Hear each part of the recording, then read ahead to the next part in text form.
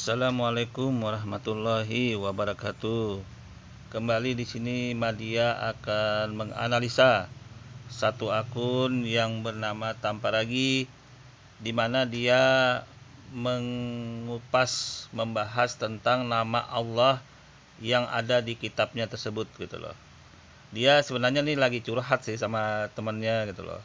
Sama teman-temannya dia mau membahas tentang nama Allah itu gitu loh.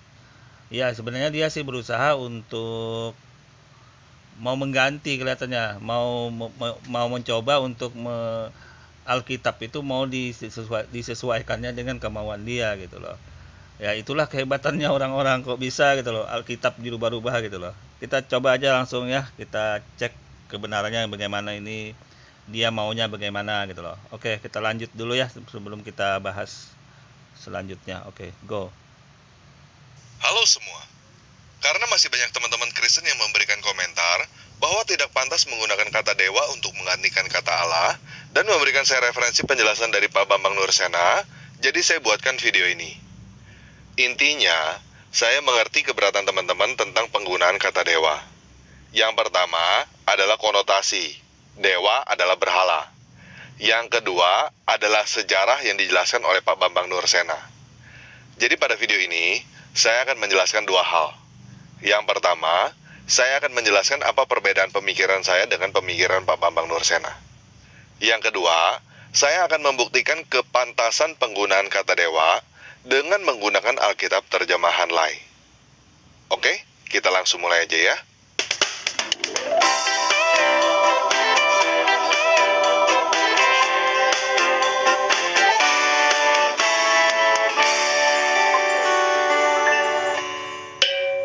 Saya sudah banyak memberikan penjelasan pada video-video sebelumnya, kenapa seharusnya orang Kristen di Indonesia tidak menggunakan kata Allah di dalam Alkitab. Jadi pada video ini, saya tidak akan menjelaskan ulang apa yang sudah saya jelaskan pada video-video sebelumnya. Teman-teman yang ingin mengetahui penjelasan saya sebelumnya, silakan lihat di playlist pendalaman Alkitab yang ada di channel Tanpa Ragi. Oke? Jadi saya langsung aja ke penjelasan Pak Bambang Nursena. Inti yang dijelaskan oleh Pak Bambang Nursena adalah kata Allah sudah digunakan oleh bangsa Arab sejak zaman dahulu, jauh sebelum kelahiran Muhammad. Sampai pada titik ini, saya 100% setuju dengan Pak Bambang Nursena. Jadi saya sama sekali tidak membantah penjelasan Pak Bambang Nursena.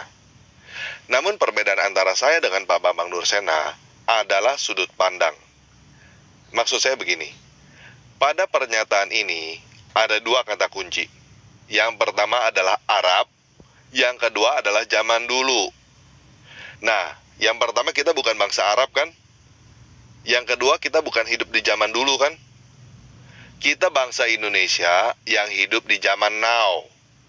Jadi perbedaan antara saya dengan Pak Bambang Nursena adalah perbedaan sudut pandang apa yang harus kita lakukan sebagai bangsa Indonesia yang hidup di zaman now. Oke, kita tanggapin dulu ya pernyataan Tamparagi ini dalam Islam. Ya, itu terserah Anda mau mengatakan makna kata Allah itu berasal dari sebelum ajaran Islam di Timur Tengah, itu hak Anda. Tapi yang jelas asal kitab Anda kan berasal dari bahasa Ibrani atau Yunani, ya kan? Ya, apakah pantas gitu loh nama Allah tapi meminjam dari bangsa Romawi, dari bangsa Arab gitu loh. Walaupun Anda katakan itu bukan dari Al-Qur'an, tapi kan itu dalam bahasa Arab. Ya terserah Arab yang dulu atau Arabnya, artinya kan bukan bahasa asli kitab Anda yang Anda pakai gitu loh. Nah, itu kembali jadi PR Anda. Ini kemudian Tamparagi mulai bercurhat ini ceritanya nih kepada Pak Bambang, ya kan? Ya, sebelumnya Anda curhat, Anda lihat dulu nih bagaimana sih sebenarnya kata Allah itu menurut ajaran Islam. Ya kan? Anda nonton ini dulu deh Tamparagi, biar Anda paham tuh apa itu kata Allah, berasal dari mana itu sebenarnya. Oke. Silahkan menonton ya. Oke. على سيدنا محمد وعلى آله وصحبه وسلم تسليما كثيرا أما بعد. Yang mulia Dato' Abdullah Ahmad Badawi dan Dato' Haji Muhammadin bin Yusuf, dan para hadirin serta para pelajar yang saya hormati. Saya mencoba untuk membentangkan persoalan kalimah Allah dalam session ini, tapi sebelumnya izinkan saya untuk membacakan satu ayat dalam Al-Quran yang terjemahannya termaktub di situ dalam bahasa Ibrani, supaya nanti bisa mengetahui kejelasan asal-usul nama Allah. Ayat ini saya ambil dari surat Al-Baqarah. Bismillahirrahmanirrahim. Am kuntum syuhada'a il hadara Ya'qub al-maut idh qala li banihi ma ta'buduna min ba'di qalu na'budu ilahaka wa ilaha abaika Ibrahim wa Ismaila wa Ishaqa ilaha wahida wa nahnu lahu muslimun.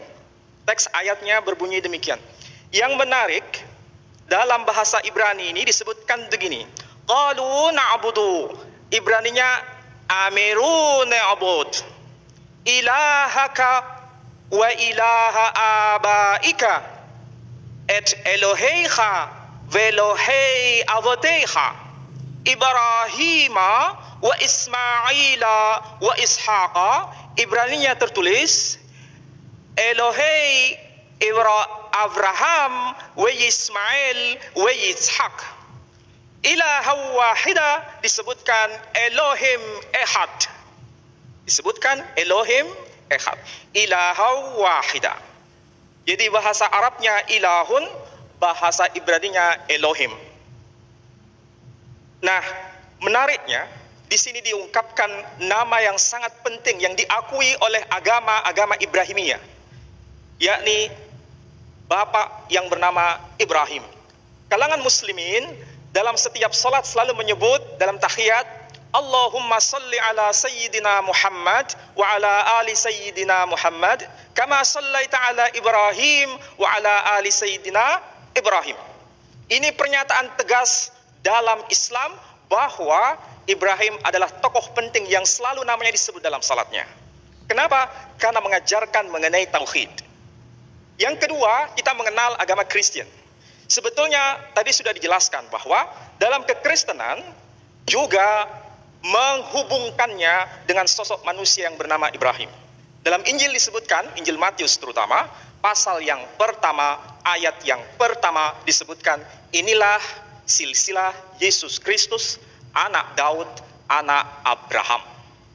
Sedangkan kalangan Yahudi, kalau dalam Tevila itu sama dengan solat, selalu menyebut Elohe Avotenu, Elohe Abraham, Elohe Yitzhak, Elohe Yaakov. Jadi Elohe itu sama maknanya dengan ilahun. Nah, mari kita mencoba untuk membahas mengenai materi kita terkait dengan pembahasan kalimah Allah.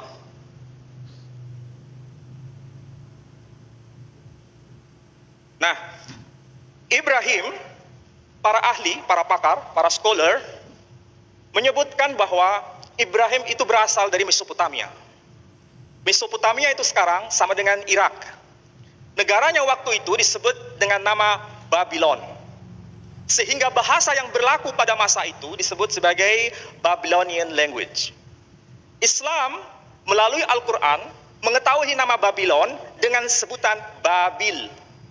Sedangkan dalam Injil, dalam Alkitab, dalam Bible menyebutnya dengan istilah Babel.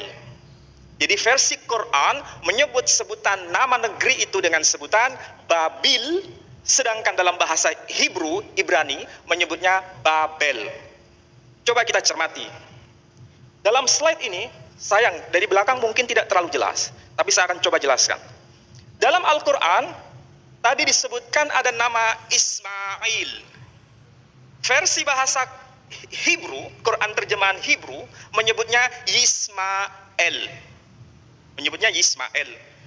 Al-Quran menyebutnya Israel. Dalam bahasa Hebrew, dalam bahasa Ibrani, menyebutnya Yisrael. Dalam Al-Quran menyebutnya Jibril. Dalam kitab Torah berbahasa Ibrani menyebutnya Gabriel. dalam Quran menyebutnya Habil, dalam bahasa Ibrani menyebutnya Habel. Secara linguistik, secara bahasa Ibrani mengekalkan istilah El, dalam bahasa Arab Quran mengekalkan istilah Il. Ini sepadan maknanya dengan Tuhan. Sepadan maknanya dengan Tuhan. Bahasa Ibrani maupun bahasa Arab ini sebetulnya bentuk dari bahasa yang lebih kuno yang dipakai oleh Abraham atau Ibrahim, yang menggunakan bahasa Arameo atau yang disebut sebagai bahasa Aramaik. Bahasa Aramaik. Bahasa Aramaik itu adalah bahasa yang lebih kuno dibanding bahasa Arab dan bahasa Ibrani. Bahasa inilah yang dipakai oleh Ibrahim atau Abraham itu. Dan sampai sekarang kita bisa menyaksikan bukti otentik tulisan yang sezaman dengan Ibrahim atau Abraham. Tulisan ini bukan ditulis di atas kertas, juga bukan ditulis di atas deluang, juga bukan ditulis di atas manuskrip yang berupa megilot, kulit binatang. Tetapi manuskrip ini tertulis di atas lempengan batu, lihat. Saya akan coba tampilkan di sini. Inilah salah satu bukti teks yang sezaman, yang sampai sekarang masih kita bisa saksikan. Usianya sama seperti usia Ibrahim atau Abraham.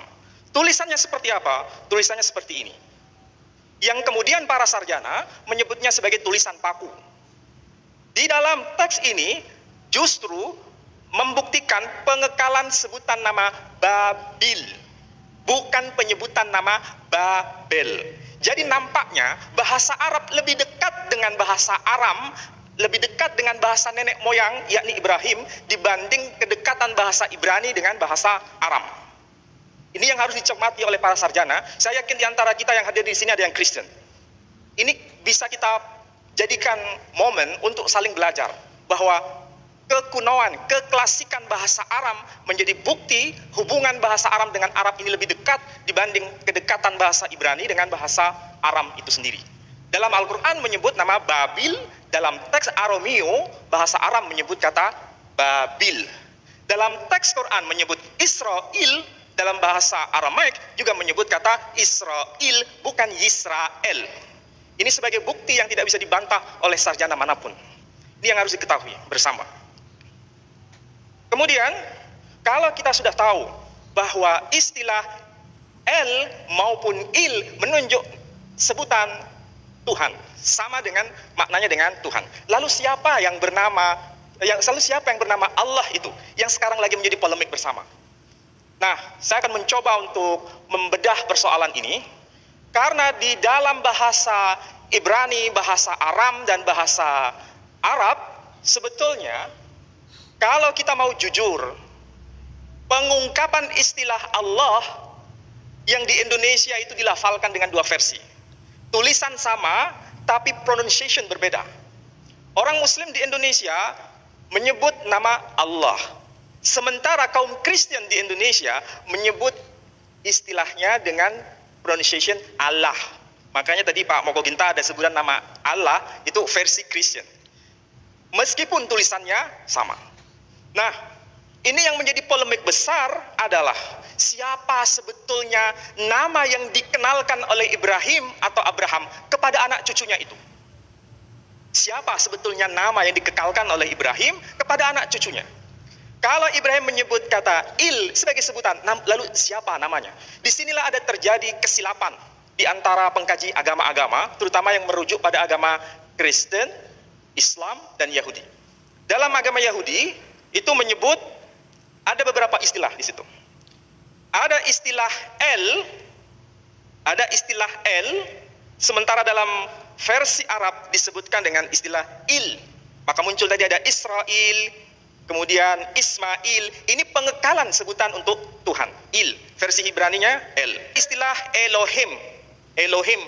Kemudian sepadan ini dengan Ilahun. Tapi yang paling penting di sini, kalau versi Ibrani menyebutnya huruf Yod, He, Vav, He. Yod, He, Vav, He. Kalau dibaca versi Torah sekarang, itu kalau mau dibaca, bacaannya itu bisa berupa Yahwah, bisa berupa Yehovah. orang Kristen menggunakan istilah yang bertabrakan dengan versi Ibrani, menyebutnya Yahweh. Padahal penyebutan istilah Yahweh tidak pernah muncul dalam kitab Torah. Yang justru muncul adalah sebutan Yahwa atau Yahweh. Yang di dalam Al-Quran, bahasa Arab, tertulisnya alif, lam, ha. Kita melafalkannya Allah. Ada sesuatu yang cukup menarik dalam pengkajian bahasa Arab ini. Sesuatu yang ditulis dengan huruf Arab biasanya dibaca sesuai dengan tulisan. Biasanya dibaca sesuai dengan tulisan. Tapi ada satu kata yang tulisannya tidak dibaca sesuai dengan tulisan. Tidak ada seorang pun di kalangan masyarakat Timur Tengah ketika menjumpai istilah alif, lam, ha dibaca Allah. Tetapi mereka serempak menyebutnya dengan pronunciation Allah. Menyebut dengan sebutan Allah. Allah ini tidak dikonstruksi dari bahasa Arab. Tetapi ini adalah istilah non-Arab yang diarabkan. Jadi bukan asli istilah Arab. Memang ada beberapa sarjana kontemporer mengatakan bahwa istilah Allah itu dibuat dari al plus ilah. Al-ilah diringkas menjadi Allah. Ada yang mengatakan begitu. Tetapi saya sendiri tidak sepakat dengan pemahaman seperti itu. Sebab kalau kita bersepakat dengan istilah itu, kita akan bertabrakan dengan data sejarah. Karena kita tahu Abraham atau Ibrahim bukanlah orang Arab, tetapi orang yang diarabkan. Makanya dalam tarikh kita sebut Ibrahim itu bukan sebagai Aribah, orang Arab asli, tetapi disebut sebagai Musta'ribah, orang yang diarabkan. Artinya beliau bukan asli orang Arab dan bukan penutur asli berbahasa Arab. Tetapi kita menerima istilah Allah ini, tadi sudah saya sebut, kedekatan bahasa Arab lebih dekat dengan bahasa Aram. Sementara bahasa Ibrani, pronunciation-nya Yod, He, Vav, He, Yehovah. Yehovah, kadang Yahwa. Arab menyebutnya Allah. Hukum linguistik membuktikan Yod, huruf Ya Ibrani, dalam Arab itu menjadi alif. Tadi saya contohkan Yismael, huruf Ya, Yod. Arab menjadi Ismail, alif. Kemudian Yisrael, Arab menjadi Israel. Jadi dengan pendekatan ini membuktikan bahwa pronunciation yang lebih dekat bahasa yang dikenalkan oleh Ibrahim atau Abraham dalam bahasa Aramaik sama dengan bahasa Arab menyebut kata Allah.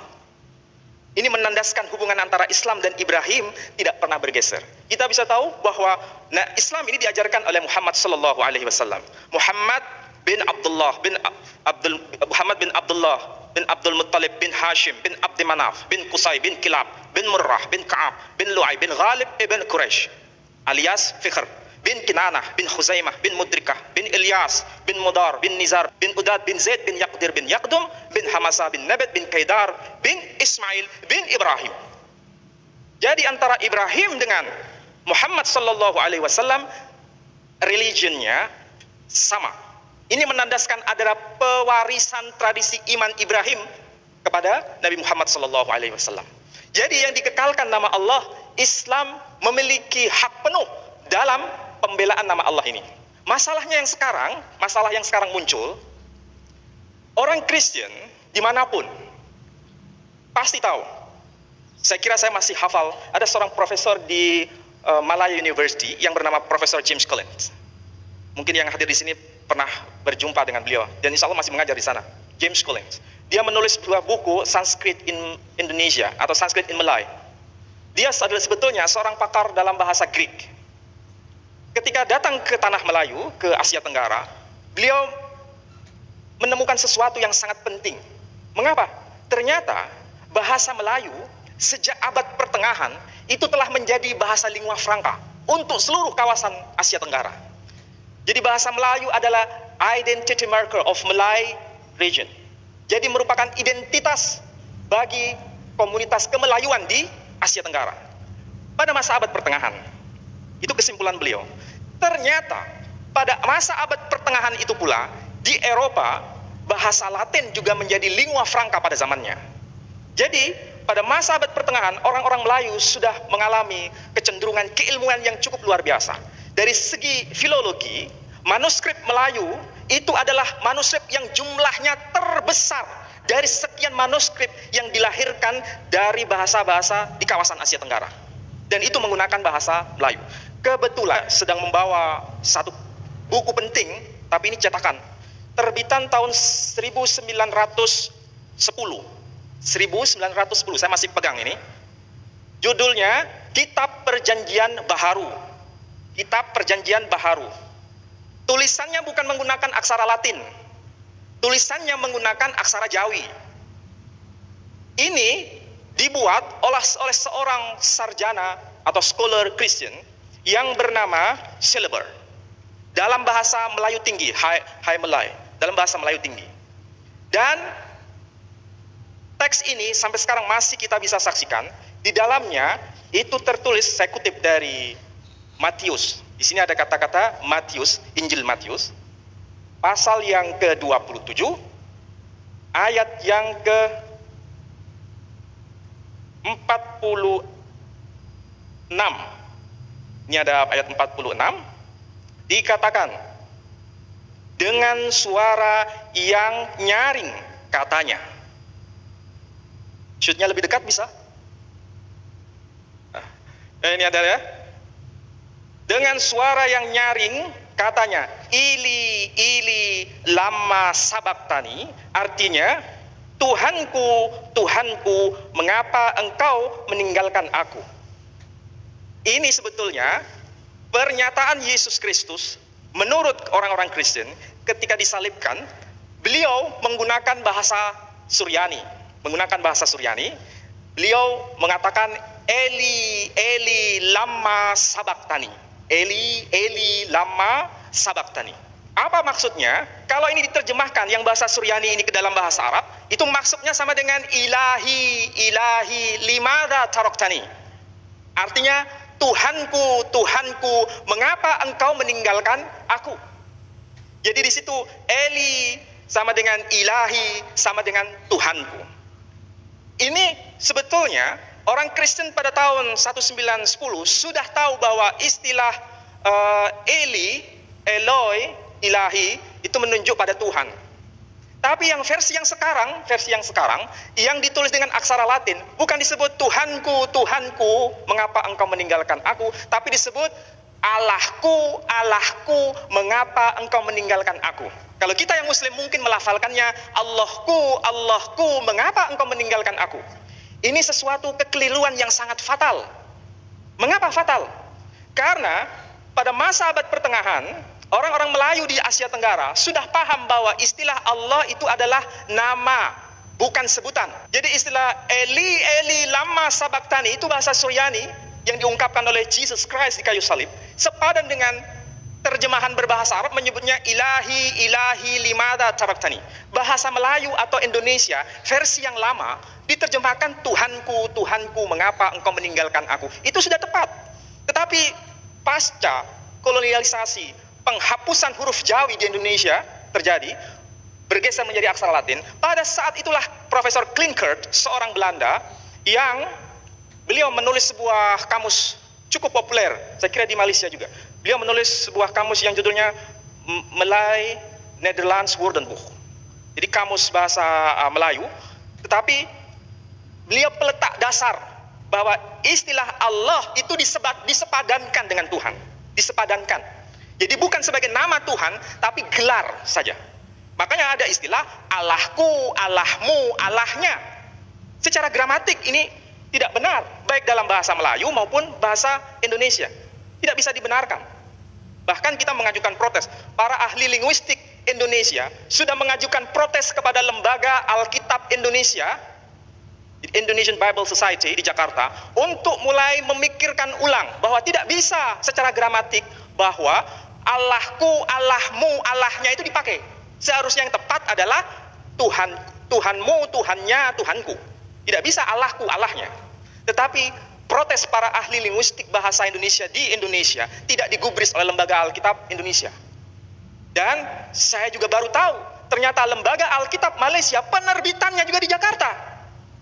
Jadi ini nampaknya ada link antara Indonesia dan Malaysia, kaum Kristen di Indonesia dan di Malaysia membuat link bahwa apa yang disebut Allah itu jangan dimaknai sebagai nama, disebut saja sebagai sebutan.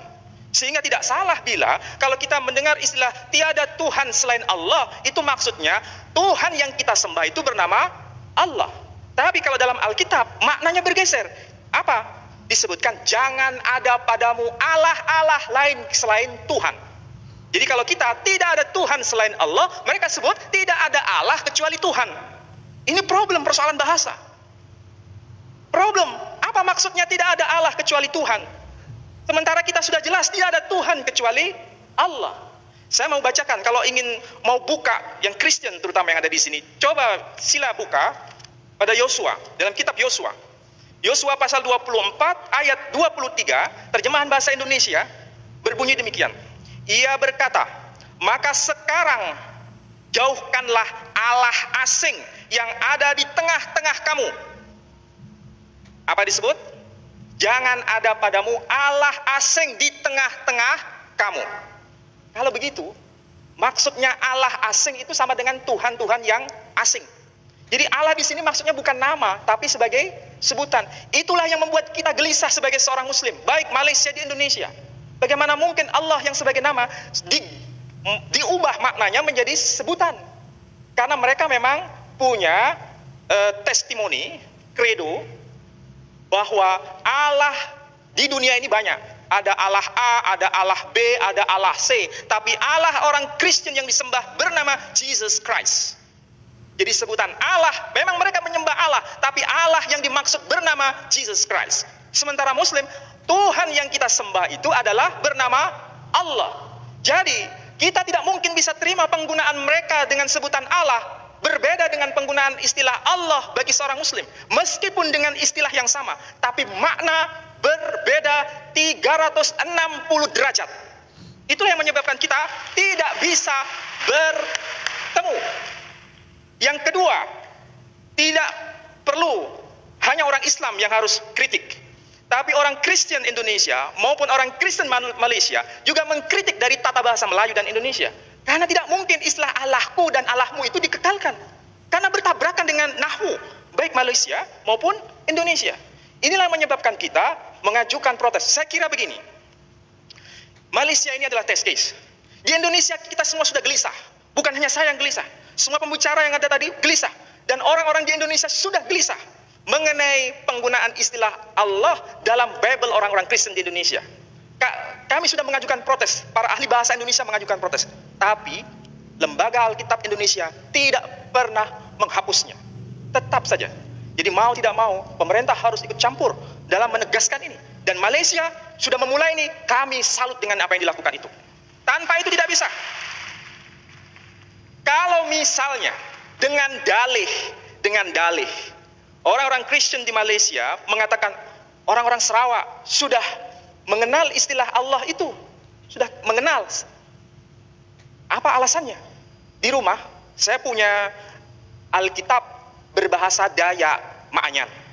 Saya belum cek yang bahasa Dayak Iban yang ada di Malaysia. Dalam bahasa Dayak Maanyan itu sempat saya kutip di sini. Ada teks yang berbunyi begini. Ketika Yesus disalibkan, apa yang dikatakan? Yesus nuing, sintama Tuhan ala talanu. Sintama Tuhan ala talanu. Anri sagalis seinu, anri sagalis amiru renu, nelang anri katulu akal budinu. Maaf, saya nggak bisa bahasa Dayak, tapi di sini saya sempat menemukan Tuhan ala talanu. Berarti terjemahan ini memberikan konfirmasi bahwa orang-orang Dayak sebelum mengenal Bible ini, mereka sudah kenal Allah Talanu.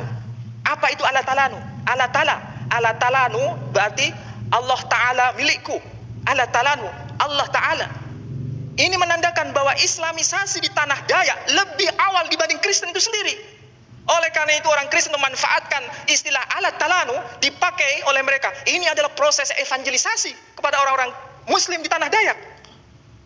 Jadi orang yang mengatakan bahwa Allah sudah dipakai oleh orang-orang Kristen di tanah Melayu maupun di Indonesia, itu sebetulnya alasan yang tidak bisa dibenarkan. Justru ini adalah sebuah terjemahan yang tentu saja harus menghormati bahasa asli.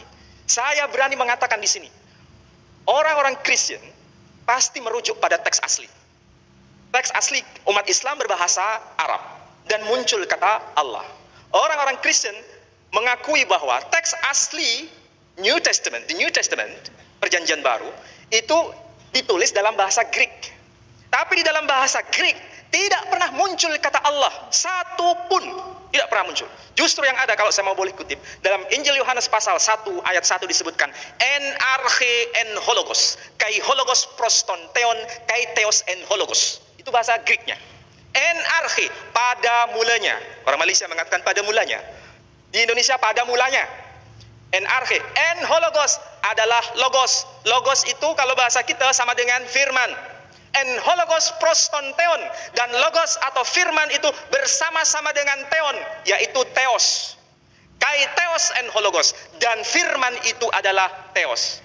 Jadi yang ada itu kata theos, kalimah theos, bukan kalimah Allah. Merujuk pada teks asli. Kalau teks asli tertulis theos, theon, lebih baik itu yang dipakai sebagai identity marker orang-orang Kristen di Malaysia maupun di Indonesia atau Asia Tenggara ini. Seharusnya menggunakan theos. Dan Roman Katolik yang menggunakan bahasa Latin, muncul kata dios. Dios dan theos, dios bahasa Latin, theos bahasa Greek. Latin dan bahasa Greek itu satu rumpun. Maka yang satu menyebutnya dios, yang satu theos. Dan ini satu akar dengan bahasa Sanskrit, dios. Maka ada dius pater. Jadi satu rumpun. Jadi kalau kembali pada teks asli, sebetulnya tidak ada masalah. Dan umat Islam merujuk pada teks asli, muncul kata Allah. Nah, masalahnya yang terjemahan bahasa Indonesia atau bahasa Melayu, diterjemahkan apa? Pada mulanya adalah firman, firman itu bersama-sama dengan Allah, dan firman itu adalah Allah. Yang di negeri Arab, yang Injil berbahasa Arab menyebutkan, fil bad'i kanal kalimah, wal kalimatu kana indallah, wal kalimatullah. Jadi mereka menggunakan istilah Allah dalam konteks Kristen Timur Tengah, betul, ada kata Allah. Tapi ingat, itu bukan teks asli. Itu adalah teks terjemahan Injil berbahasa Arab. Masalahnya di Indonesia itu lain kalau di pesantren. Orang-orang Kristen, cerdik pandai Kristen, itu ke pesantren-pesantren di Indonesia. Dan datang ke sana dengan membawa Alkitabul Muqaddas. Kalau orang-orang pesantren, kiai-kiai di pesantren, terutama yang di desa-desa, selalu mengatakan, oh ini ya Injil yang asli. Mengapa? Karena mereka berpikir bahwa yang asli itu berbahasa Arab. Jadi dikiranya Nabi Isa itu berbahasa Arab. Padahal itu hanya terjemahan. Nah, inilah yang dipakai, kelemahan seperti inilah yang dipakai oleh orang-orang Kristen untuk melakukan evangelisasi melalui bahasa yang dikekalkan di kalangan mereka. Jadi saya kira di sini juga menjadi problem. Jadi mudah-mudahan kita mulai duduk bersama, tidak perlu hanya orang-orang Muslim. Kalau bisa, orang Muslim dan non-Muslim, terutama yang Kristen, mengadakan dialog. Bukan debat, tapi dialog. Untuk memperbincangkan persoalan seperti ini, salah satunya mengenai kalimah Allah ini, supaya sama-sama tahu. Kita selama ini tidak tahu Kristen itu seperti apa, karena kita memang tidak pernah mengadakan dialog dengan mereka. Orang Kristen juga tidak tahu Islam, juga karena tidak mengadakan dialog dengan kita. Tetapi kalau kita sama-sama dialog, tahu bagaimana Injil dan bagaimana Quran, ayo duduk bersama memperbincangkan ini. Nanti akan jelas kalau mengatakan bertujuan mengembalikan pada teks asli, maka Allah sebagai nama kembalinya pada Islam. Kristen, gunakanlah kata theos atau kurios, karena itu yang muncul. Sehingga kalau dengan demikian adil kita. Tidak perlu ada saling curiga mencurigai. Muslim bisa toleransi kepada yang Kristen bisa toleransi kepada yang Muslim. Mudah-mudahan apa yang saya sampaikan cukup memberikan sebagai pengantar, nanti kita bisa dialog lebih intensif, supaya kita bisa memperoleh pengetahuan baru mengenai hal ini. Saya kira apa yang saya sampaikan cukup sekian, dan terima kasih atas perhatian saudara semua. Nah, untuk lebih menjelaskan bagaimana situasi dan kondisi yang sebenarnya, saya mau menggunakan ilustrasi Aqua. Mohon maaf bila merek Aqua saya jadikan ilustrasi. Saya bukan Oke, tadi kita dengar sudah tuh mengenai asal muasal makna kata Allah, ya kan? Tapi syukurnya ini kata Allah ini berkelebat atau berjalan di jalur terjemahan dalam bahasa Indonesia dan Malaysia. Artinya tidak terlalu mempengaruhi substansi pokok ajaran Islam itu sendiri, karena ajaran Islam itu mempunyai Al-Quran yang dalam bahasa aslinya, artinya tidak bisa terganggu gugat makna kata Allah itu yang sebenarnya gitu loh. Tapi menjadi rancu apabila lari ke jalur terjemahan bahasa Indonesia yang di dalam, bila dikorelasikan ke jalan Alkitab terjemahan dalam bahasa Indonesia Perjanjian Baru di Indonesia itu gitu loh. Tapi nggak apa-apa, itu hak mereka. Mau memaknai apapun kata Allah itu oleh dari terjemahan mereka, ajaran Kristen, ya itu hak mereka gitu loh. Tapi intinya di mana? Intinya artinya mereka melupakan kata theos gitu loh. Kata theos, kata Elohim itu, ya pokoknya intinya nama Allah, nama Tuhan di mereka itu bukan Allah yang seharusnya gitu loh. Yang paling tepat itu bukan Allah oleh mereka, karena mereka dalam orang ajaran mereka kitab aslinya itu bahasa Ibrani dan Yunani gitu loh. Jadi memaknai sebutan Allah di kitab mereka itu kurang tepat. Ini menurut ajaran Islam. Karena bagaimana? Karena ya itu tadi, asal muasal kitab mereka itu dalam bahasa Ibrani dan Yunani gitu loh. Nah, ini kelihatannya tanpa lagi mau curhat nih. Mau curhatnya tuh mungkin kelihatannya mau mengalihkan makna kata Allah itu gitu loh, agar dirubah kata dewa gitu loh. Agar merubah kata dewa. Artinya dengan kata dewa itu artinya nanti lebih anu lagi hitungannya, lebih keras lagi pukulannya ke dalam ajaran Islam. Ya itu hak Anda, terserah Anda lah menilai itu. Tapi yang jelas sudah terlihat di sini bagaimana sepak terjang dan apa yang bisa terjadi gitu loh dalam kitab terjemahan tersebut. Tapi alhamdulillah Al-Qur'an itu dibuat dari dulu sampai sekarang ada aslinya. Jadi apapun yang terjadi dalam terjemahan itu bisa dikorelasikan dengan Al-Quran aslinya. Jadi tidak bakal bisa berubah makna Al-Quran itu sendiri gitu loh. Oke, kita lanjut dulu dari Tanpa Lagi nih yang mulai curhat-curhat nih. Karena fenomena kata Allah ini yang tarik ulur dari ajaran kitab mereka. Oke, kita lanjut dulu ya. Iklankan atau menjatuhkan merek Aqua. Tetapi saya terpaksa menggunakan merek Aqua sebagai ilustrasi karena saya tidak menemukan ilustrasi yang lebih tepat. Jadi begini, sejak zaman dulu di negara barat, kata aqua sudah digunakan secara generik dengan arti water, air. Jauh sebelum adanya air minum dalam kemasan dengan merek Aqua di Indonesia. Namun, pada tahun 1973, kata aqua dipatenkan menjadi merek di Indonesia. Anggaplah kita sudah jualan air minum dalam kemasan sejak zaman dahulu kala dengan merek Banyu ke seluruh dunia. Dan sejak zaman dulu, kita sudah berkata bahwa, kalau teman-teman masih belum paham, saya jelasin belak-belakan deh. Pak Bambang Nursena dan teman-teman yang lain berusaha menjual Banyu dengan berkata bahwa Banyu adalah aqua yang asli. Sedangkan para penjual aqua dengan gampangnya berkata, tuh lihat aja apa yang tertulis di botol. Yang mana yang ada tulisan aquanya? Udah paham belum? Yang mau curhat nih Tanpa Lagi nih, sama Pak Bambang mau curhat nih. Kami tuh tahu Tanpa Lagi Anda ini membicarakan tentang kata Allah di dalam kitab Anda itu gitu loh. Dengan caranya bagaimana biar kata Allah itu bisa nggak ada lagi di kitab Anda itu, bagaimana itu caranya. Tanpa Lagi mau mengumpamakan dengan apa namanya nih, dengan aqua tuh. Oh. Oke, lanjut dulu ya.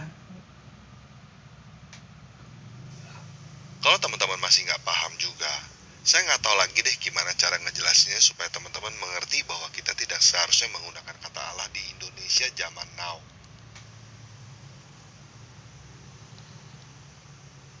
Nah, pada video-video sebelumnya, saya sudah menjelaskan kenapa menggunakan kata dewa atau dewata berdasarkan arti dari Kamus Besar Bahasa Indonesia. Jadi, sekarang saya menggunakan cara pembuktian yang lain, menggunakan Alkitab Lai yang teman-teman pegang. Coba buka aplikasi Alkitab yang ada di handphone teman-teman. Cari dengan kata kunci dewa. Coba lihat di situ, ada berapa banyak ayat yang tercantum kata dewa. Banyak kan? Coba kita ambil satu di Perjanjian Lama dan satu di Perjanjian Baru ya. Oke, nah disinilah kita melihat keistimewaan Al-Quran itu gitu loh. Al-Quran itu biar diterjemahkan berjuta-juta bahasa di dunia ini, tidak sampai terjadi seperti kitab tetangga sebelah ini gitu loh. Bayangkan makna kata Allah Tuhan di dalam kitab mereka aja masih, mereka coba Anda lihat sendiri ini, ya kan. Nah beda sama sekali dengan Al-Quran. Al-Quran itu biar diterjemahkan dengan berbagai macam tidak berpengaruh ke makna yang sebenarnya dalam kitab suci itu gitu loh. Nah, mencoba lihat mereka berusaha bagaimana caranya tanpa ragi ini menghadirkan versi Alkitab dengan versi dia gitu loh. Kan lucu sekali nih orang gitu loh. Bayangkan Alkitab aja dia bisa buatkan terjemahan dengan versi dia sesuai keinginan dia. Bagaimana kalau orang seperti Tamparagi ini bukan satu orang, ratusan orang, apa berubahnya tuh banyak banget gitu loh. Berarti perubahan kitab itu bisa ratusan juga gitu loh. Kalau orang seperti Tamparagi ini bukan satu orang gitu loh. Coba Anda bayangkan. Saya tidak menyebut masalah apanya, tapi yang Anda lihat bandingkan dengan kitab Al-Quran itu sendiri gitu loh. Karena kelebihan Al-Quran itu ada aslinya bahasa Arab itu.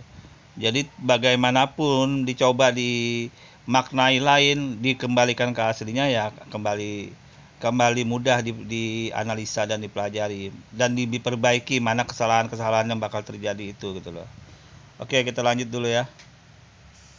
Dari Perjanjian Baru, kita ambil Kisah Para Rasul 7 ayat 43. Di situ ada tertulis Dewa Revan. Betul ya? Kata dewa di situ, bahasa Inggrisnya apa? Silakan teman-teman lihat di King James Version atau di Alkitab bahasa Inggris lainnya. Di situ yang tertulis adalah kata God. Bahasa Yunaninya apa?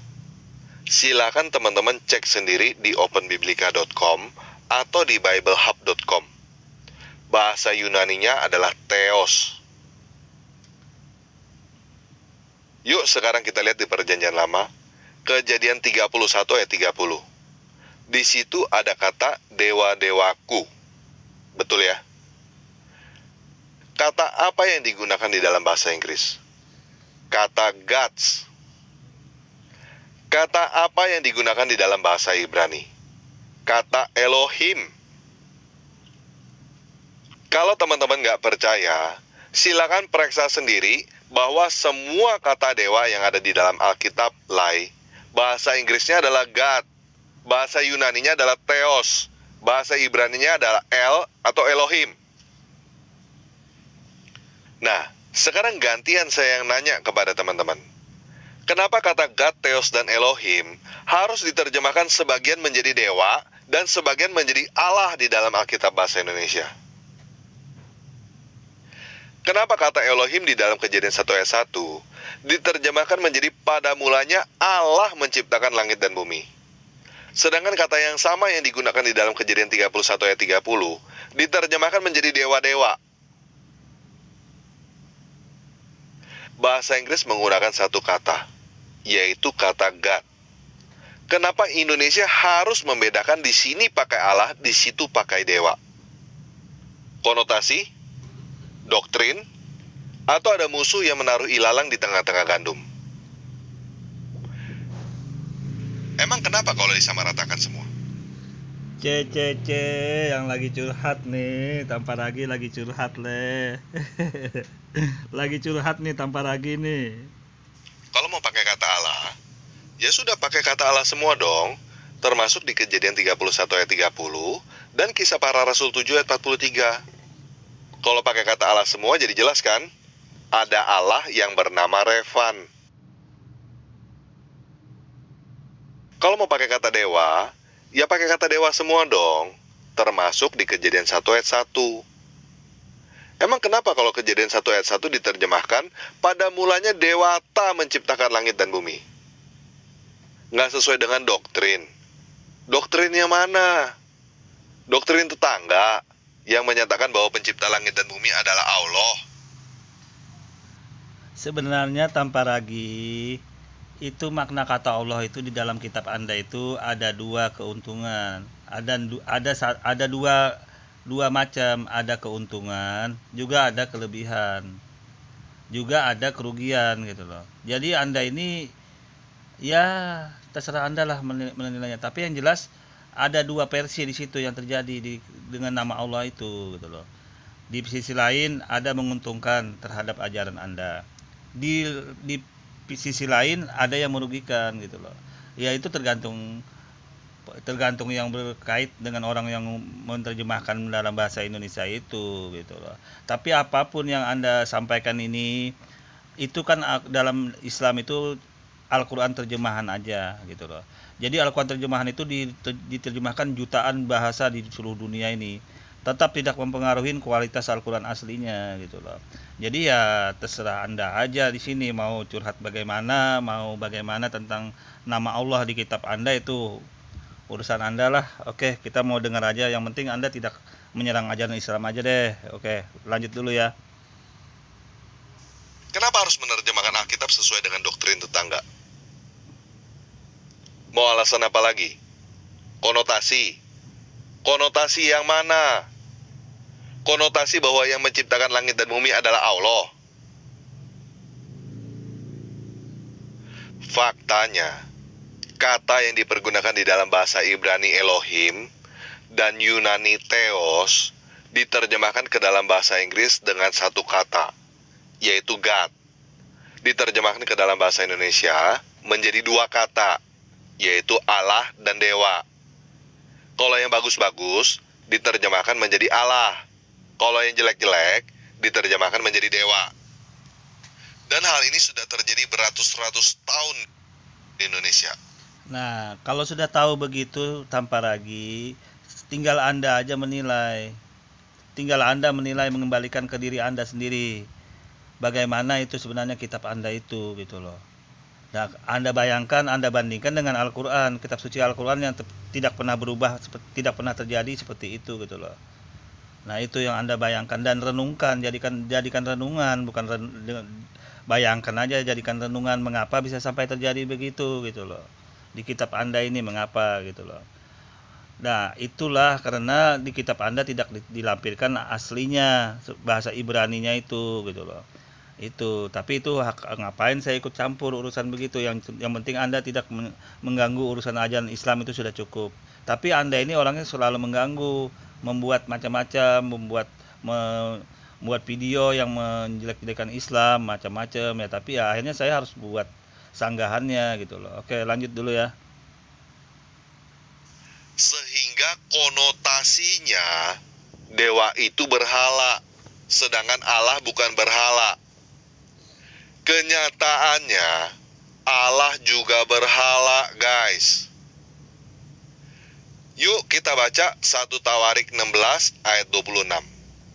Sebab segala Allah bangsa-bangsa adalah berhala. Jelas ya? Konotasi adalah konotasi. Konotasi itu bukan kebenaran, guys. Teman-teman mau percaya pada konotasi atau mau percaya pada kebenaran? Kalau saya sih mau percaya pada kebenaran, bukan mau percaya pada konotasi. Nah, jadi kenapa Alkitab Lai menerjemahkan sebagian menjadi Allah, sebagian menjadi dewa? Silakan tanyakan kepada Lai. Mereka yang menerjemahkan, seharusnya mereka punya jawaban kenapa mereka melakukan itu. Saya tidak pantas untuk menjelaskan, karena saya bukan yang menerjemahkan. Saya bukan Lai. Dan buat teman-teman yang masih mau berkata kepada saya bahwa kata dewa tidak pantas untuk dipergunakan di dalam Alkitab, silakan teman-teman jawab pertanyaan saya. Kenapa Alkitab bahasa Indonesia harus menerjemahkan sebagian menjadi Allah, sebagian menjadi dewa?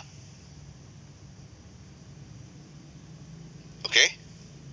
Nah, kalau teman-teman mau bertanya tentang alternatif terjemahan di luar Lai yang sudah tidak menggunakan kata Allah, setahu saya ada terjemahan IMB dan ILT. Tetapi sampai sekarang saya masih belum menemukan ada yang menjual Alkitab terjemahan IMB. Saya nggak tahu mereka masih ada apa nggak. Tetapi ILT masih ada. Teman-teman bisa download secara gratis Alkitab terjemahan ILT di dalam aplikasi handphone, atau teman-teman bisa beli versi cetaknya di link yang ada di bawah video ini. Nah, kenapa saya tidak menyarankan Alkitab terjemahan tanpa ragi yang saya terjemahkan sendiri? Yang pertama, Alkitab tanpa ragi belum selesai, baru Matius. Untuk menerjemahkan keseluruhan isi Alkitab, kalau saya kerjakan semuanya sendiri, saya perkirakan saya butuh waktu 5 tahun, tidak mengerjakan apapun yang lain selain menerjemahkan Alkitab, termasuk tidak membuat video di channel tanpa ragi ini. Saya membuat video di channel tanpa ragi, sehingga tidak ada waktu untuk menerjemahkan Alkitab. Jadi, saya harus hire penerjemah Alkitab.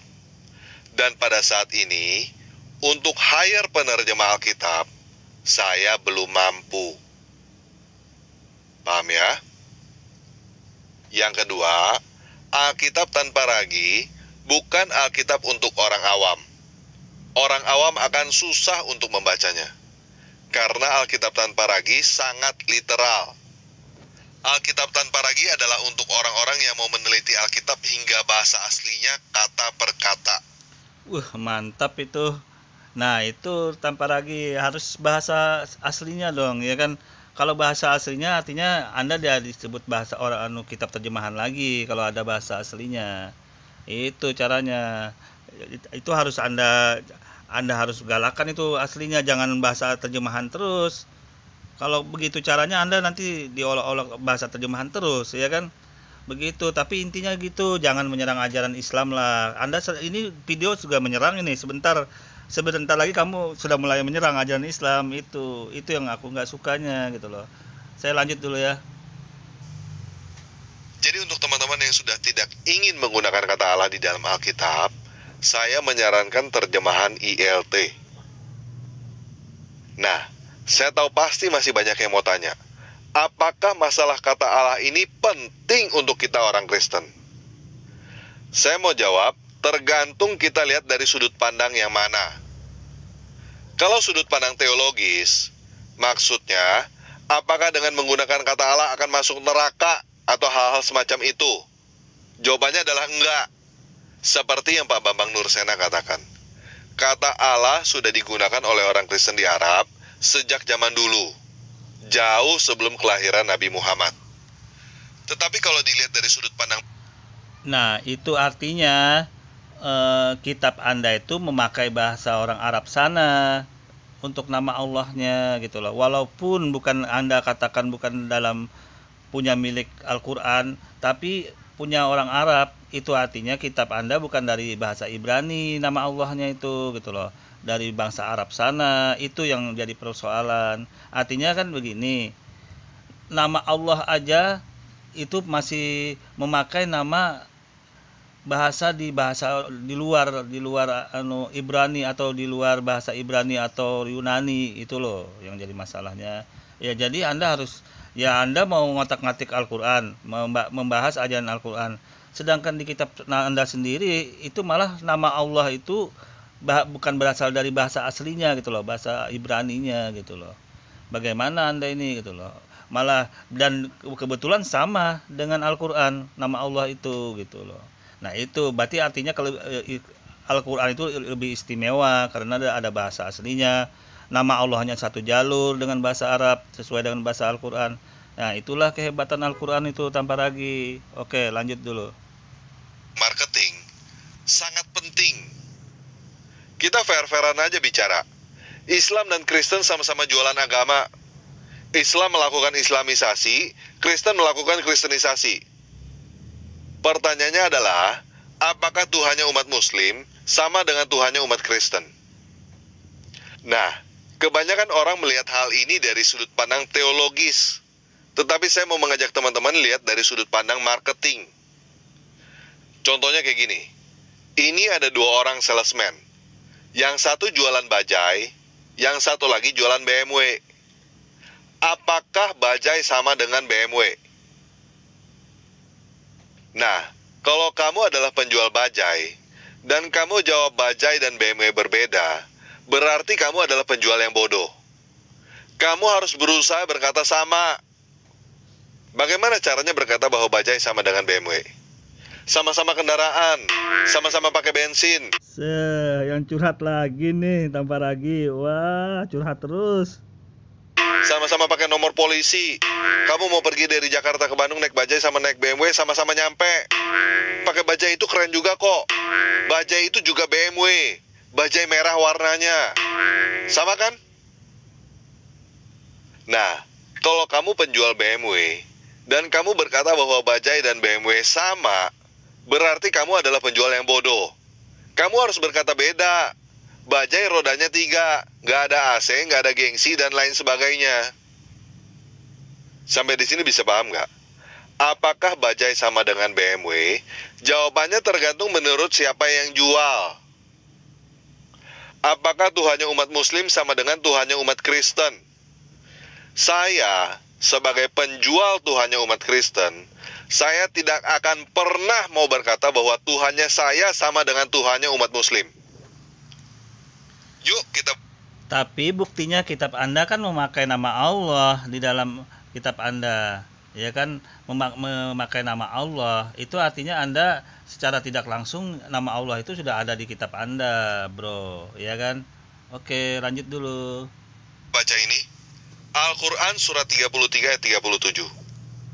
Dan dalam kurung ingatlah, ketika engkau dalam kurung Muhammad. Nah, ini mulai nyerang nih. mulai nyerang Islam nih. Coba lihat, dengarkan nih. Ini yang mulai nyerang Islam ini. Waduh. mulai singgung ayat Al-Quran nih, serang-serang Islam. Coba kita dengar nih. Kata kepada orang yang telah diberi nikmat oleh Allah, dan engkau dalam kurung juga telah memberi nikmat kepadanya, pertahankanlah terus istrimu dan bertakwalah kepada Allah, sedang engkau menyembunyikan di dalam hatimu apa yang telah dinyatakan oleh Allah, dan engkau takut kepada manusia, padahal Allah lebih berhak engkau takuti. Maka ketika Zaid telah mengakhiri keperluan terhadap istrinya, dalam kurung menceraikannya. Ceritanya lari lagi nih, bukan dari bahasan Allah lagi nih lah. Tanpa lagi mulai lari ke tema lain ini ceritanya. Loncatnya jauh lagi ke menantu, ke istri Nabi Muhammad yang asalnya menantu angkatnya itu, anak angkatnya. Ya sudah, kita ikutin dulu dah. Lari jauh banget ini tanpa lagi. Oke, lanjut dulu.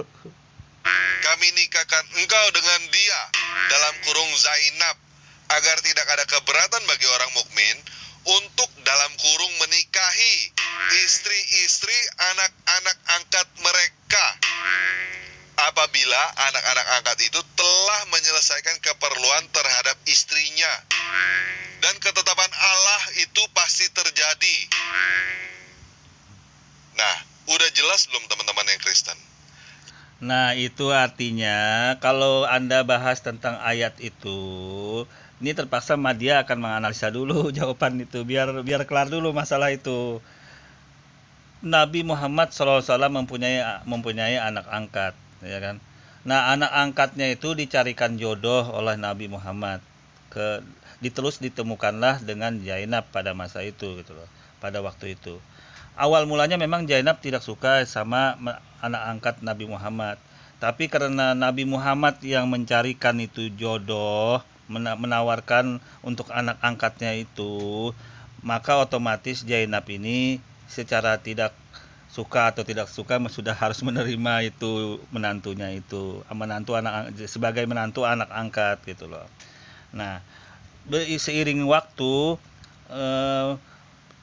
waktu Zaid ini berkeluh kesah kepada Nabi Muhammad, gitu loh. Karena Zaid ini kan budak ini, berkeluh kesah bahwa memang dia tidak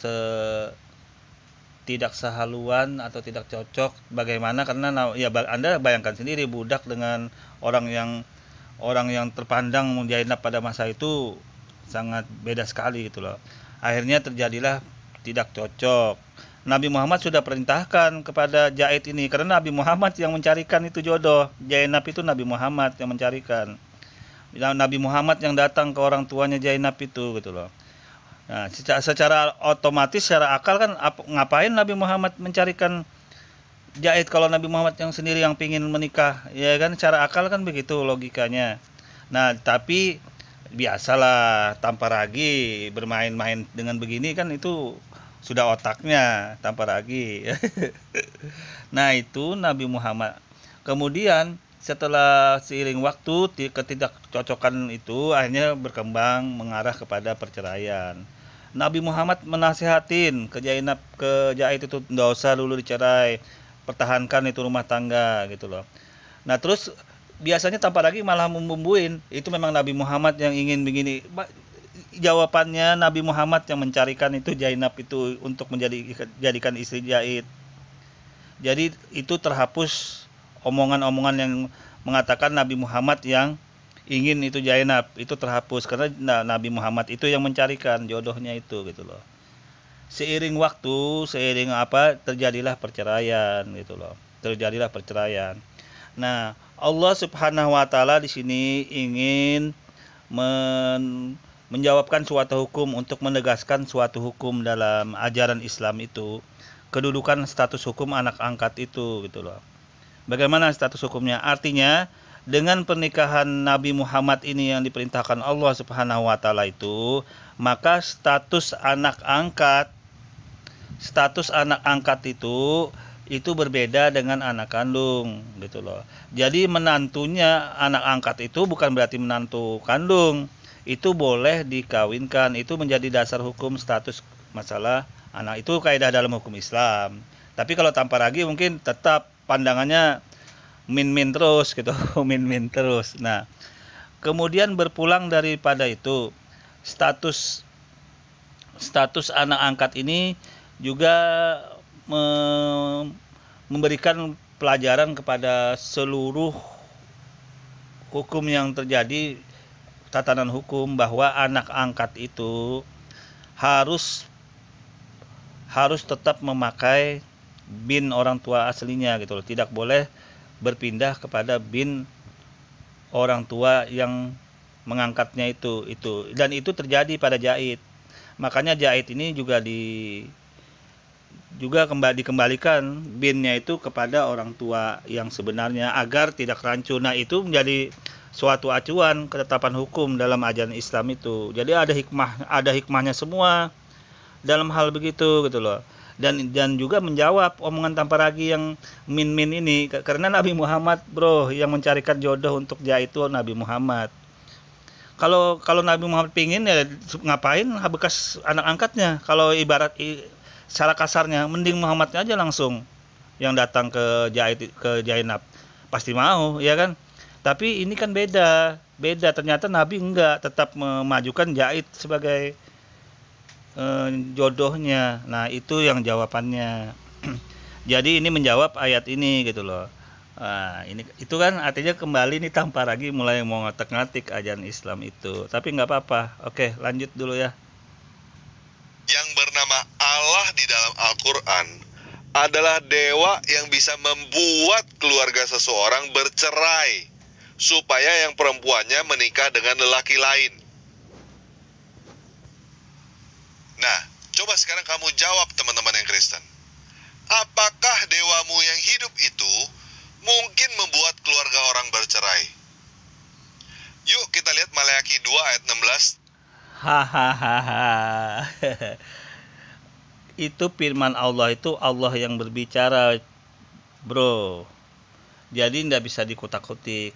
Hikmahnya yang terbesar dalam firman Allah itu untuk penegasan bahwa anak angkat yang menjadi budaya pada masa itu, agar beda status hukumnya, berbeda dengan anak kandung. Itu dulu yang perlu Anda ketahui bro, agar jelas status hukumnya mengenai anak angkat dan anak kandung ini gitu loh.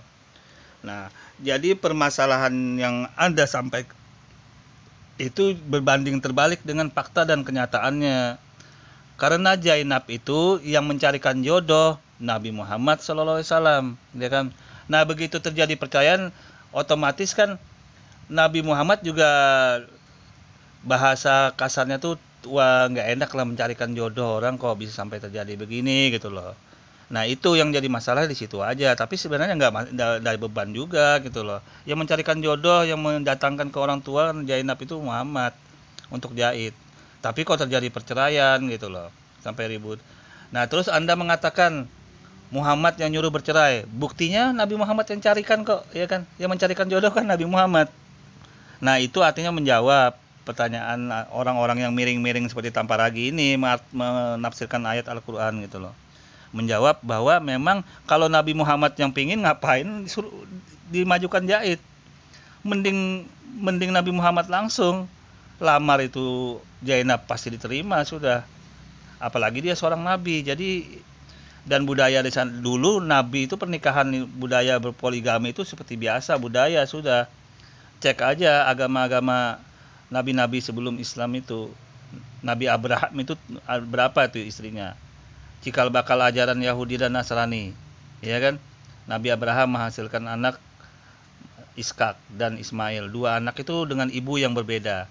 Cikal bakalnya menjadi Yahudi, turun kemudian ke Nasrani, yang sekarang Kristen, ajaran Kristen. Itu anak poligami cikal bakalnya gitu loh. Suka atau tidak suka itu memang faktanya di dalam Al-Qur'an, di dalam Alkitab-kitab lain udah diceritain itu semua. Jadi Anda tidak bisa membantah ya ngapain dibantah, karena tidak ada dalilnya untuk membantah itu gitu loh. Kecuali Anda punya dalil yang kuat untuk membantah dalil ayat-ayat dalam Alkitab dan Al-Qur'an itu gitu loh. Dan ini tidak bisa terbantah lagi. Oke, kita lanjut dulu ya. Terjemahan ILT. Sebab dia membenci perceraian. Nah, coba kamu pikir lagi benar-benar. Apakah kamu masih mau Tuhanmu disamakan dengan Tuhan lain yang bisa membuat keluarga orang bercerai? Saya sih nggak mau, guys. Yang membuat orang bercerai itu siapa, bro? Karena itu memang mereka Jahit sama Zainab itu memang dia tidak rukun lagi. Karena mengapa mereka tidak rukun? Karena satunya budak, bekas budak, satunya itu orang yang merdeka dengan orang terhormat, cantik, rupawan gitu loh. Jadi mungkin dia karena memandang Nabi Muhammad aja yang datang itu melamar, makanya Zainab itu menerima Jahit itu, bro. Itu biar orang-orang di luar Islam tahu itu masalah. Nah, kemudian mereka setelah bercerai itu bagaimana, Nabi juga nggak enak karena Nabi yang mencarikan dulu gitu loh. Nah, apa salah Nabi kemudian menikahin itu? Dan itu tidak salah karena itu sebagai acuan bahwa orang anak angkat itu boleh dinikahin gitu loh. Itu namanya. Anak angkat itu boleh dinikahin. Maksudnya menantu anak angkat itu boleh dinikahin. Bekasnya tapi dengan syarat harus cerai dulu sesuai ketentuan perceraian dalam Islam tentunya. Jadi intinya bagaimana? Intinya ya Tamparagi aja yang lucu mengartikan hal begitu gitu loh.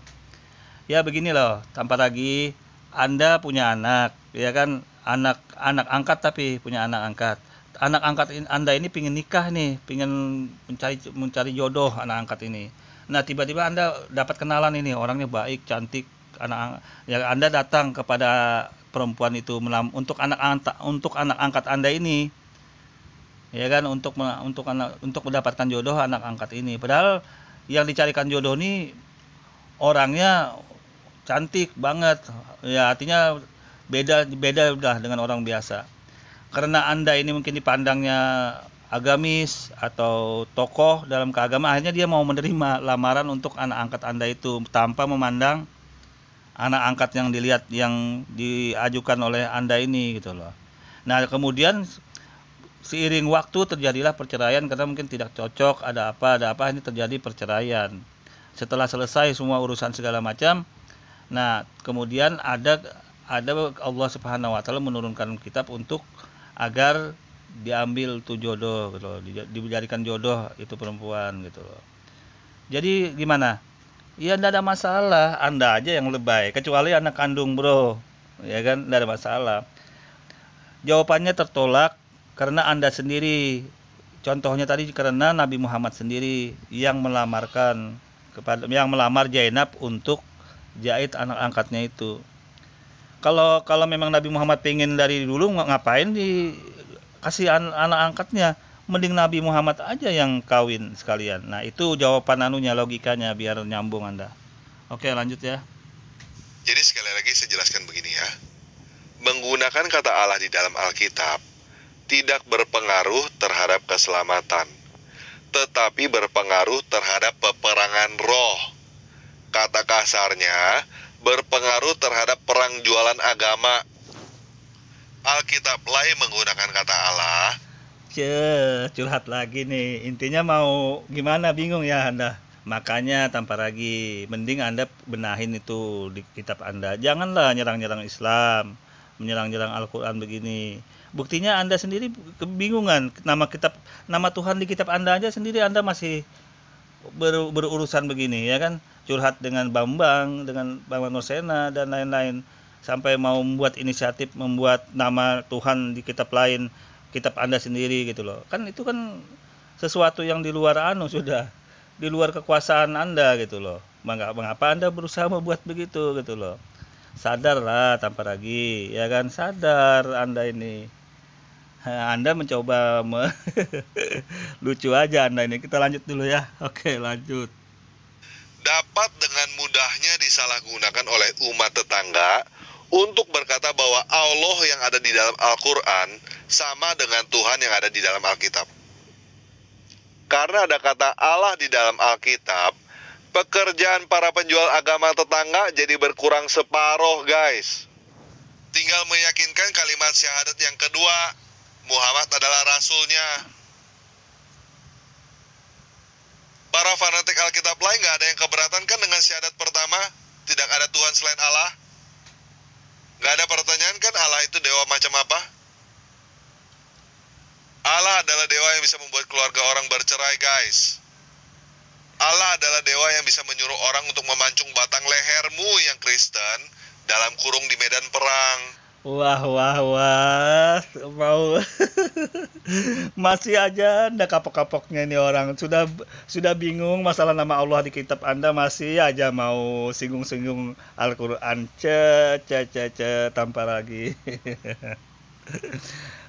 Kalau di medan perang itu tanpa lagi itu wajar sekali. Namanya orang perang kok. Masa perang baik-baik? Ya lucu aja Anda ini gitu loh. Perang itu memang harus kejam. Kalau tidak kejam namanya bukan perang, tambah lagi harus membunuh, harus macam-macam, namanya perang. Tapi ada saatnya kalau damai, aman sentosa seperti di Indonesia ini loh, kita aman sentosa, damai itu malah dilindungin. Ajaran lain, ajaran Islam itu dilindungin.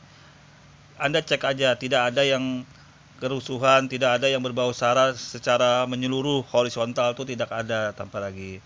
Kalau riak-riak sedikit-sedikit itu ya biasa dalam dunia bernegara, itu biasa.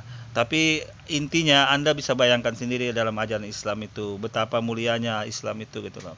Buktinya di Indonesia ini nggak ada yang macam-macam, nggak ada yang membawa-bawa agama. Padahal Islam banyak loh, 80% lebih. Coba Anda bayangkan itu tanpa lagi.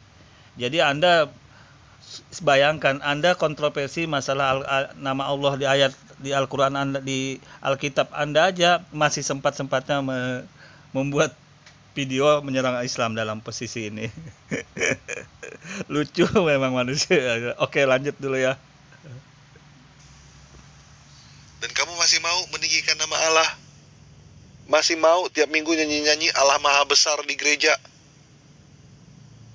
Ya terserah kamu sih.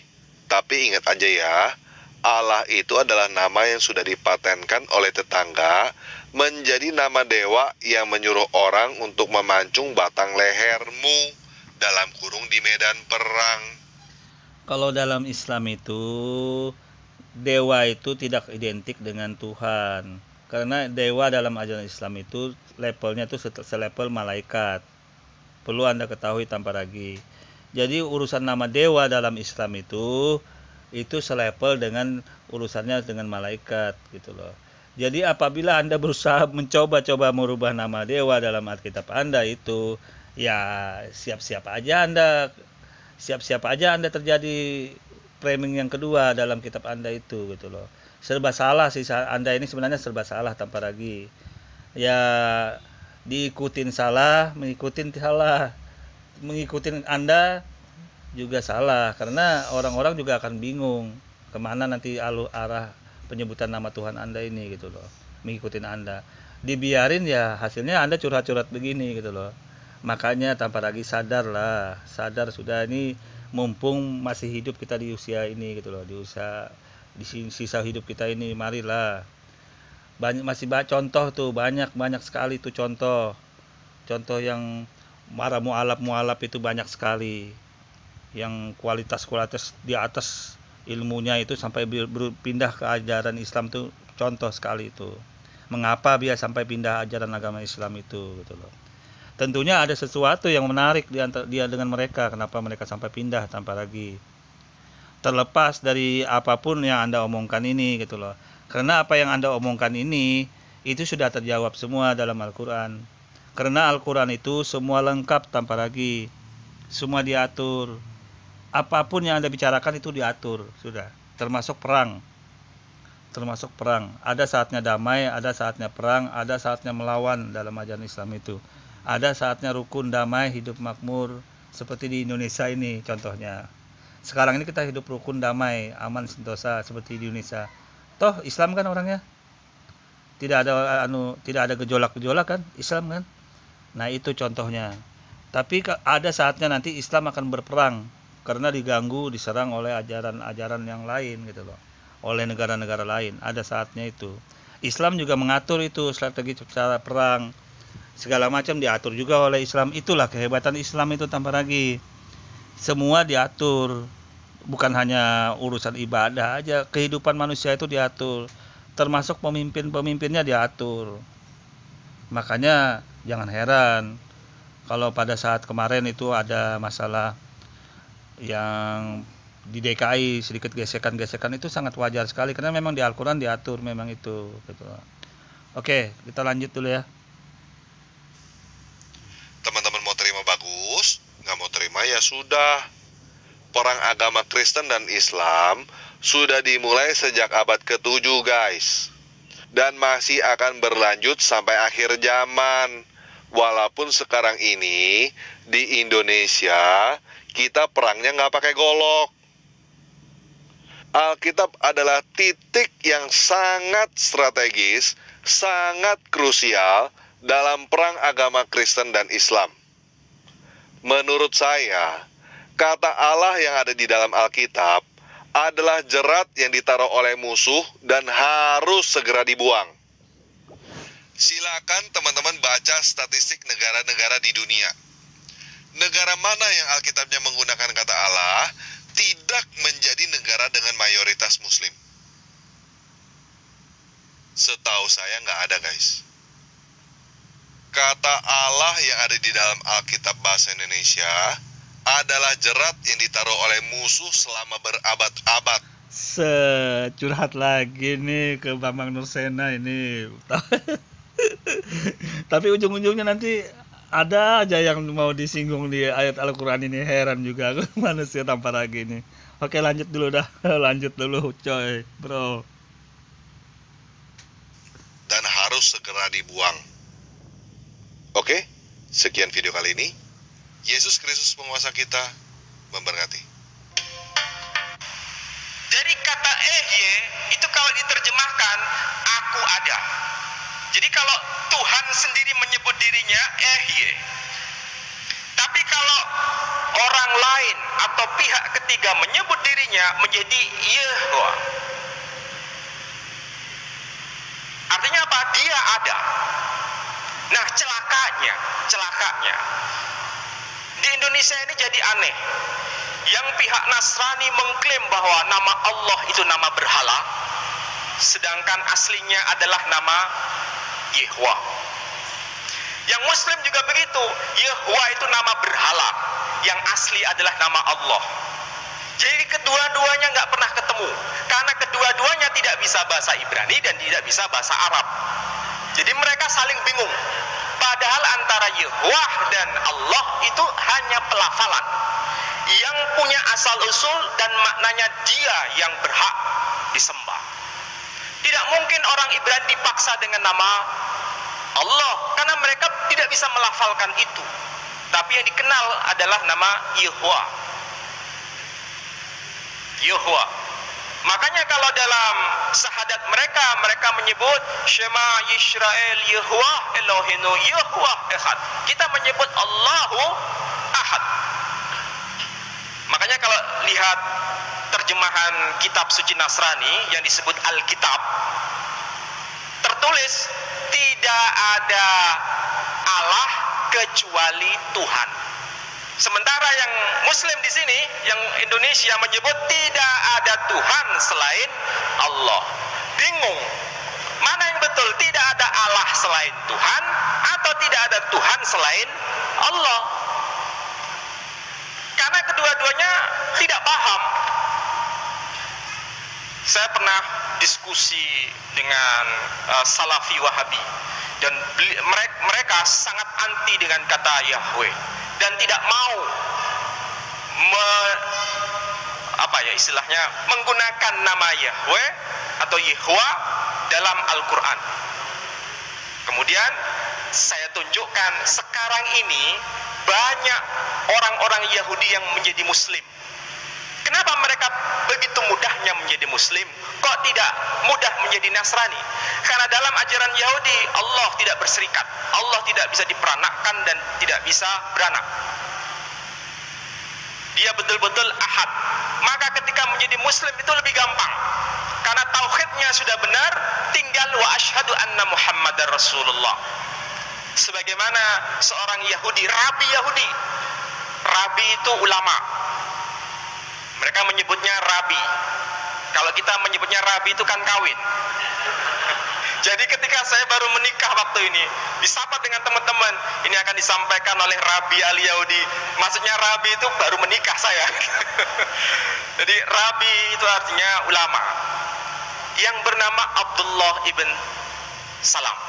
Abdullah bin Salam ini seorang Rabi Yahudi, tapi dia beriman dan menjadi sahabat Nabi, dan hadisnya termaktub di dalam Sahih Bukhari. Tapi nggak pernah diungkapkan, seakan-akan dirahasiakan. Jadi tidak salah ada orang-orang Yahudi masuk Islam dan menjadi Muslim, karena Islam merupakan bagian dari wa ma arsalnaka illa rahmatan lil alamin. Nabi kita diutus untuk seluruhnya, termasuk untuk orang Yahudi. Sebagaimana ayat yang saya bacakan tadi mengenai Nabi Isa memberikan informasi akan datangnya Nabi yang bernama Ahmad, supaya orang Yahudi bisa beriman kepada Nabi kita Muhammad sallallahu alaihi wasallam. Jadi itu yang menjadi dasar bahwa Quran bukan hanya untuk orang Arab, tetapi Quran untuk orang kita, orang Jawa, untuk orang Madura, untuk orang Sunda, termasuk untuk orang Yahudi. Maka ini adalah bukti konkret bahwa orang Yahudi sudah beriman kepada Nabi kita dan membuat terjemahan dalam bahasa mereka sendiri. Jadi kalau mereka melafalkan Bismillahirrahmanirrahim, sholat pakai bahasa Arab, Bismillahirrahmanirrahim. Tapi ketika ngomong begini, mereka menerjemahkan Bishem Yehwa Ar-Rahmanu Ar-Rahum. Alhamdulillahi Rabbil Alamin, diterjemahkan Tehilat le Yehwa Rabbun Ha'ulamin. Tehilat le Yehwa disingkat menjadi Tehilat menjadi halal, Yehwa disingkat menjadi Yah, maka jadilah Haleluya. Jadi Haleluya itu sama dengan Alhamdulillah. Tapi jangan ngomong begini di hadapan orang-orang, Haleluya, Haleluya, bisa disemprot nanti. Tapi kalau sesama Yahudi biasa, Muslim Yahudi biasa. Saya punya teman yang namanya Muhammad Guiner. Dia seorang Yahudi dan mendirikan sebuah asosiasi yang bernama The Muslim Jews, orang-orang Yahudi, orang-orang Muslim keturunan Yahudi. Dan sangat dibenci oleh Wahabi Salafi, karena mereka menganggap Yahudi itu tidak mungkin menjadi Muslim, itu musuhnya kaum muslimin. Mereka tidak bisa membedakan Yahudi sebagai agama atau Yahudi sebagai Zionis di sana. Padahal Zionis Israel di sana dibenci oleh orang-orang Yahudi sendiri. Nah, itu nggak bisa bedakan. Itulah yang menjadi pokok masalah di sekitar kita. Nah, kalau dengan pembahasan seperti ini semakin mencerahkan bagaimana nama Allah itu dikenal pada zaman Nabi kita Muhammad SAW dan dikenal sebelum beliau, tapi dengan konsep yang beda. Allah dalam arti sebagai kepala para dewa, yang di situ punya anak yang bernama Allat. Allat itu diambil dari kata yang hampir sama, dari kata ilah, tapi dalam bentuk perempuan, Allat, jadi dewi. Itu kesalahan yang sangat fatal dalam agama Quraisy. Nah, ada satu masalah besar, dan ini terkait dengan turunnya surat Al-Isra ayat 110. Terkait dengan turunnya surat Al-Isra ayat 110, dan ini bisa dijumpai dalam kitab-kitab tafsir klasik, baik dalam tafsir Al-Kasyaf Az-Zamakhsyari atau dalam kitab tafsir-tafsir yang lain. Itu disebutkan asbabun nuzulnya. Jadi ceritanya ada paman Nabi yang bernama Abu Lahab. Nabi saat itu sedang salat, sujud. Beliau menyebut kata ya Allah, ya Rahman. Nabi mengucapkan itu. Dan Abu Lahab mendengar ucapan Nabi itu. Apa komentar Abu Lahab? Oh, sekarang Muhammad menyembah dua Tuhan. Tuhan satu yang bernama Allah, Tuhan yang satu bernama Ar-Rahman. Padahal dia membenci kami yang menyembah banyak Tuhan. Padahal dia juga melakukan hal yang sama, menyembah dua Tuhan. Karena menurut pemahaman orang Arab Quraisy, nama-nama itu berbeda satu dengan yang lain dan menunjuk pada dua zat yang berbeda. Sedangkan Al-Quran memberikan penegasan, nama-nama itu bukan menunjuk pada dua zat yang berbeda, tapi menunjuk pada zat yang satu dengan nama-nama yang berbeda. Jadi tauhid kita menunjuk pada tauhidul zat, tauhid kepada zat yang sebetulnya tak bernama. Tapi kemudian nama-nama ini dikenalkan supaya kita mengenal bagaimana sifat-sifat Tuhan, bagaimana sifat-sifat Allah. Jadi nama-nama Al-Asma'ul Husna bukan dilekatkan kepada nama Allah, tapi nama-nama Al-Asma' Al-Husna itu dilekatkan pada sang pemilik nama Allah. Itu yang tauhid yang disitir dalam Al-Quran. Termasuk Sayyid Qutb memberikan informasi ini kepada kita bahwa tauhidul zat, tauhid az-zat itu berbeda dengan tauhid al-ism. Yang kita sembah selama ini itu ism atau al-musamma. Yang kita sembah itu nama atau sang pemilik nama. Kalau kita membayangkan yang kita sembah itu adalah nama, sebetulnya tidak jauh beda dengan yang dilakukan oleh orang-orang Quraisy waktu itu. Yang kita sembah ada sang pemilik nama yang kebetulan memperkenalkan dengan nama Allah, Ar-Rahman, Ar-Rahim. Yang kita sembah adalah zat dengan pengakuan dia Esa. Saya sangat begitu terpesona dengan penjelasan seorang sufi besar yang bernama Ibnu Arabi ketika menjelaskan apa beda antara ism dengan al-musamma. Dia tuliskan kepada muridnya huruf alif, lam, lam, ha yang kita bunyikan Allah. Coba ini lihat, alif, lam, lam, ha, Allah. Apakah ini yang kita sembah? Tidak. Coba hilangkan huruf alif, maka berbunyi lillahi, hanya untuk Allah. Hilangkan lagi huruf lam, maka berbunyi lahu, bagi Allah. Hilangkan sekali lagi huruf lam, maka yang muncul adalah hu. Hu menunjuk bukan kepada Allah sebagai nama, tapi sebagai dia yang menyandang nama, sang pemilik nama. Itu penjelasan yang sangat simpel, sederhana, tapi memberikan makna yang besar dalam pengenalan ma'rifatullah itu. Sehingga kita tidak perlu bingung ketika mengenal nama-nama Tuhan dalam berbagai ragam. Kebetulan kita kaum Muslim dengan Yahudi itu satu keluarga, sehingga bedanya tipis. Satu menyebut Yahwa, satu menyebut Allah, satu menyebut El, satu menyebut Il, satu menyebut Eloah, kita menyebut Ilah. Ailahumma Allah. Itu menunjukkan bagaimana bedanya antara ilah dengan Allah. Nah, Yahudi juga mengenal Eloh, beda dengan Yahwa. Yahwa pasti Eloh, Eloh belum pasti Yahwa.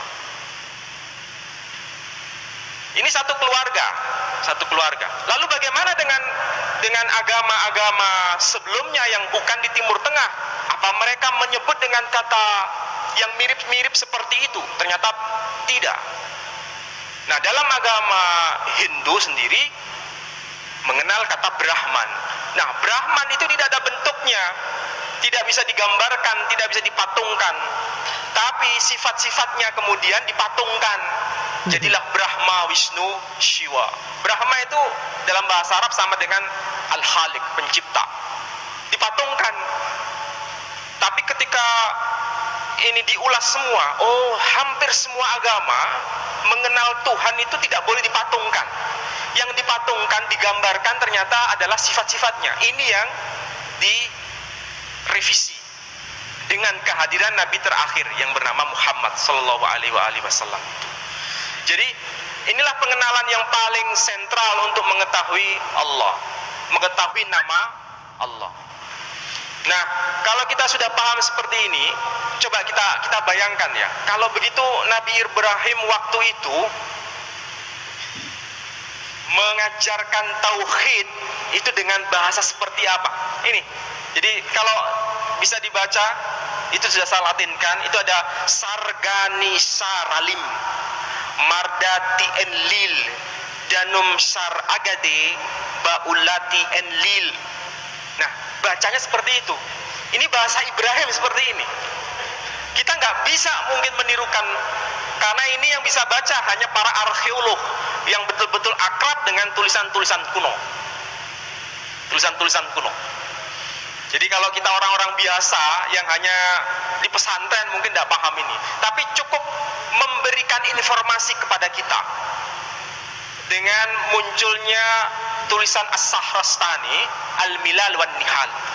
Itu banyak memberikan informasi kepada kita. Ternyata kitab-kitab suci itu diturunkan dengan bahasa yang berbeda. Quran dengan Al-Lugha Al-Arabiyah, Injil dengan Al-Lugha As-Suryani.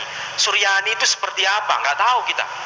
Kemudian Taurat dengan Al-Lugha Al-Ibriyah, dengan bahasa Ibrani. Seperti apa bahasa Ibrani? Ternyata ada kemiripan. Kalau kita menyebut Assalamualaikum bahasa Arab, ya kan? Kalau bahasa Ibrani Shalom Aleichem. Jadi kita menyebut Assalamualaikum, mereka menyebut Shalom Aleichem. Ketika kita menyebut Musa alaihissalam, orang Yahudi menyebut Moshe alaihissalam. Ketika kita menyebut Yusuf alaihissalam, orang Yahudi menyebut Yosef alaihissalam. Ketika kita menyebut Daud, Nabi Daud alaihissalam, mereka menyebut Nabi David alaihissalam. Ini contoh mengenai bahasa Ibrani. Sehingga kita dengan demikian, ternyata kita ini satu keluarga. Dengan kitab-kitab suci yang berbeda, tapi isinya banyak kesamaan tuntunan. Termasuk dalam hal tauhid, sangat ditekankan. Jadi tauhid itu sangat ditekankan. Jangan sampai kita punya bayangan Tuhan berserikat di luar dirinya dan Tuhan berserikat di dalam dirinya. Kalau itu sudah masuk dalam cara memahami kita mengenai Tuhan, termasuk digabungkan bahwa nama itu ya Tuhan, Tuhan itu ya nama, berarti ada dua Tuhan. Tuhan yang berwujud nama dan Tuhan sang pemilik nama. Dan itu musyrik sudah.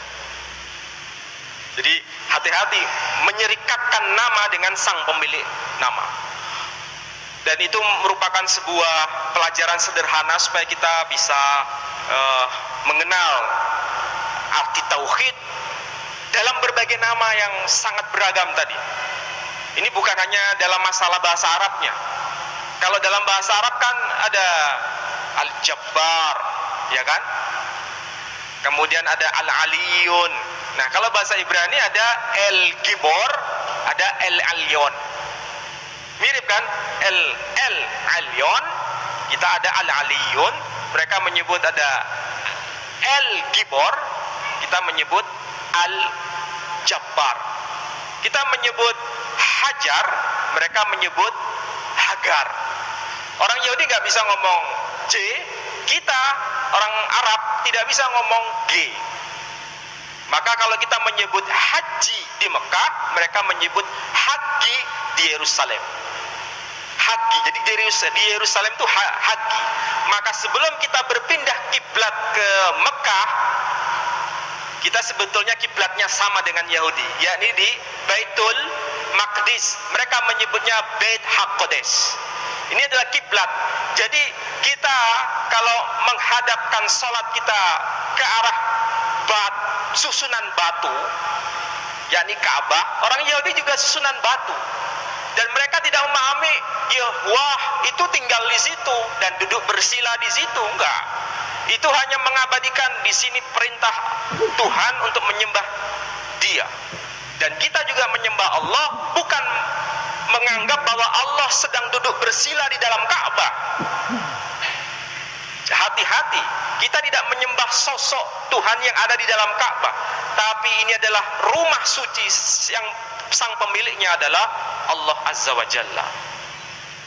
Kita diharuskan menghadap di rumahnya, bukan kita seakan-akan menemui Allah hanya di situ. Tidak.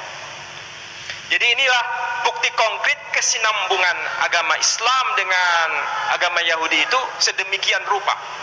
Perpisahan kita dengan Yahudi hanya satu. Apa itu? Wa asyhadu anna Muhammadar Rasulullah.